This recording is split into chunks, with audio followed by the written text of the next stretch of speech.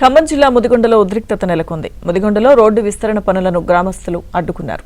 ఎన్నో ఏళ్లుగా తాము నివాసం ఉంటున్న ఇళ్లను కోల్పోతున్నామని ఆరోపిస్తూ రహదారిపై బైఠాయించి ఆందోళన చేపట్టారు. ఘటనా స్థలానికి చేరుకున్న పోలీసులు, రెవెన్యూ అధికారులు బాధితులకు న్యాయం చేస్తామని హామీ ఇవ్వడంతో ఆందోళన విరమించారు.